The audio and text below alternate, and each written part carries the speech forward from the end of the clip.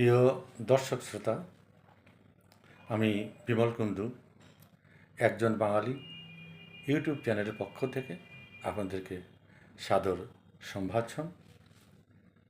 বন্ধুগণ, আমাদের দেশের মহামান্য রাষ্ট্রপ্রধানের প্রধান উপদেষ্টা ডক্টর মোহাম্মদ ইউনূস যখনই বাইরের দেশে গমন করেন তখন সোশ্যাল মিডিয়ায় নানা রকম হইচই সারা দেশব্যাপী এবং বিদেশেও ছড়িয়ে পড়ে। সেটা হচ্ছে ডক্টর ইউনূসের এইবারই শেষ যাত্রা, তিনি আর বাংলাদেশে ফিরে আসবেন না, এইবার অমুকে ক্ষমতা দখল করবে, এই অবস্থা হবে।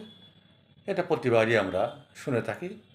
এবারও ডক্টর মোহাম্মদ ইউনূস যখন লন্ডন যান তখন একই কথা আমরা শুনেছি, কিন্তু ফলাফল প্রতিবারের মতো এবারও দেখতে পেয়েছি জিরো, একটা বিগ জিরো।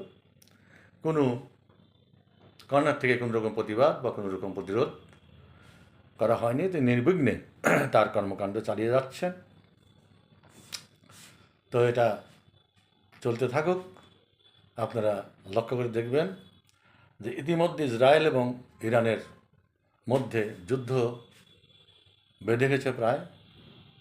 সঙ্গে সঙ্গে আমাদের দেশের করিডোর, সেন্ট মার্টিন দ্বীপ, আরাকানের সঙ্গে বন্ধুত্ব স্থাপন করে মিয়ানমার সরকারকে দমন করা এবং তাদেরকে সহযোগিতা করা, আমেরিকার হাতে সেন্ট মার্টিন দ্বীপ তুলে দেওয়া, এই সমস্ত আলাপচারিতা একদম বন্ধ হয়ে গেছে, শোনা যাচ্ছে না।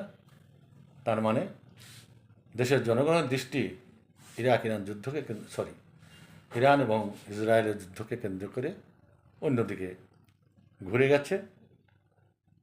এতদিন যেমন একদল লোক যখনই ডক্টর ইউনূস এবং তার সাঙ্গপাঙ্গদের একটা সিদ্ধান্ত গ্রহণ করতে দেখেন, তার সপক্ষে দাঁড়িয়ে তারা মিটিং মিছিল করেন এবং বিরোধী দলের নেতাকর্মীরা রাস্তায় নামলে কঠোরভাবে তাদেরকে দমন করা হয়, মারধর করা হয়, কোনো সময় তাদেরকে জেলে পুরে দেওয়া হয়। আজ কয়েকদিন দেখছি এটারও হার কমে গেছে। এখন রাস্তায় স্লোগান চলছে ইরানের পক্ষে। তারা এই মৌলবাদীর দল, তারা এখন ইসরায়েলের ধ্বংস কামনা করছে। এখানে আমি আমার প্রিয় নাগরিকবৃন্দকে বলতে চাই যে আমাদের যিনি প্রধান উপদেষ্টা ডক্টর মোহাম্মদ ইউনূস, তিনি কি ইসরায়েলের সমালোচনা করবেন? তিনি কি ইরানের পক্ষে কথা বলতে পারবেন? আমরা তো সেটাই শুনতে চাই যে আমাদের দেশের সরকারের পক্ষ থেকে এখন যিনি মোটামুটি দায়িত্বে আছেন বলে আমরা জানতে পেরেছি বা বিশ্বভাবে জানতে পেরেছি, তার পক্ষ থেকে ইরানের পক্ষে হোক, ইসরায়েলের পক্ষে হোক, একটা বক্তব্য আসা দরকার। কিন্তু যিনি খ্রিস্টান মেয়েকে বিয়ে করে খ্রিস্টান ধর্মে দীক্ষিত হয়েছেন এবং স্বধর্মে ফিরে আসার কোনো রেকর্ড আমাদের জানা নাই এবং এ বিষয়ে তার পক্ষ থেকে কোনো প্রতিবাদ বা বক্তব্য আসেনি, কাজে সেই মানুষটি ইসরায়েলের বিরুদ্ধে কথা বলবে, আমেরিকার বিরুদ্ধে কথা বলবে, এটা পরিহাস ছাড়ার কিছুই নয়।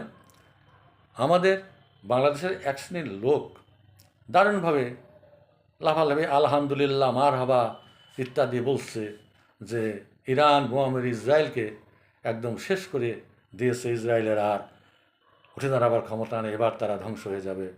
বন্ধুগণ, আন্তর্জাতিক রাজনীতি একটু ভালোভাবে বুঝবার চেষ্টা করুন। বিশ্বের সবচেয়ে শক্তিধর দেশটি রয়েছে ইসরায়েলের পক্ষে এবং আজকের যুগে যা আধুনিক টেকনোলজি সবই রয়েছে ইসরায়েলের হাতে। আরেকটা বিষয়, চিরদিন আমরা আমাদের দেশ শুনতে পেয়েছি যে ইরানিরা শিয়া, তারা সুন্নিদের দৃষ্টিভঙ্গিতে তারা মুসলমানই নয়, কিন্তু যখনই কোনো ক্রাইসিস দেখা যায় তখন দেখি তারা এই সুন্নি ভাইয়েরা এক বাক্যে বলে ওঠেন শিয়া সুন্নিতে কোনো বিভেদ নাই। বাংলাদেশের এক শ্রেণিক ধর্মান্ধরা এখন আবার সেই কথাটা বলছেন এবং এক কি বক্তব্য সারা বিশ্বব্যাপী আমরা শুনতে পাচ্ছি। ভাই সাহেব, আপনারা নিশ্চয়ই দেখেছেন, খুব লাফালাফি চললো যে পাকিস্তান ইরানকে সমর্থন করছে, কিন্তু আজকে খবরটা নেন পাকিস্তান তার সীমান্ত, ইরানের সঙ্গে যে সীমান্ত বা আফগানিস্তানের জন্য যে সীমান্ত তা সম্পূর্ণরূপে বন্ধ করে দিয়েছে। তারা ইসরায়েলের সঙ্গে ভিতরে ভিতরে তারা ইসরায়েলের সঙ্গে এবং ইসরায়েলকে সহযোগিতা চলছেন।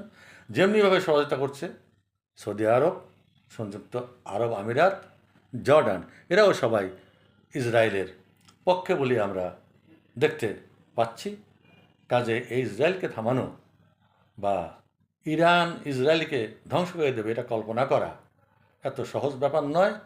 তার আগেই আমেরিকা এবং বিশ্বের বৃহত্তম শক্তিগুলো ইসরায়েলের পক্ষে দাঁড়িয়ে তার শত্রুকে নিশ্চিহ্ন করে দেওয়ার ব্যবস্থা করবেন। এগুলো নিয়ে আপনারা সুন্দরভাবে চিন্তা করেন, ভালোভাবে চিন্তা করেন। দেখুন, আমরা শান্তির পক্ষে, যুদ্ধ আমরা কেউ চাই না। কেন যুদ্ধ হয়েছে? যারা যুদ্ধ করছে এটা তারাই বলবে। ভারত ইতিমধ্যে বলেছে, যেটা আমরা মিডিয়ার খবরে জানতে পারি, যে উভয় পক্ষকে একসঙ্গে বসে, ইসরায়েল এবং ইরান তারা একসঙ্গে বসে তাদের সমস্যাগুলো মিটিয়ে নিন। অর্থাৎ ভারত এখন পর্যন্ত কোন পক্ষে যাবে সেটা তারা ঘোষণা করেনি, এটা করবে বলেও মনে হয় না। কারণ ভারতের পররাষ্ট্র নীতি সম্পূর্ণরূপে আলাদা। তারা সবসময় নিরপেক্ষ ভূমিকা পালন করছে। এটা আমরা রাশিয়া এবং ইউক্রেনের যুদ্ধের সময় দেখতে পাচ্ছি। তো আমাদের যেটা অনুরোধ, আমরা ন্যায়ের পক্ষে থাকবো, শান্তির পক্ষে থাকবো, কিন্তু অন্ধের মতো কাউকে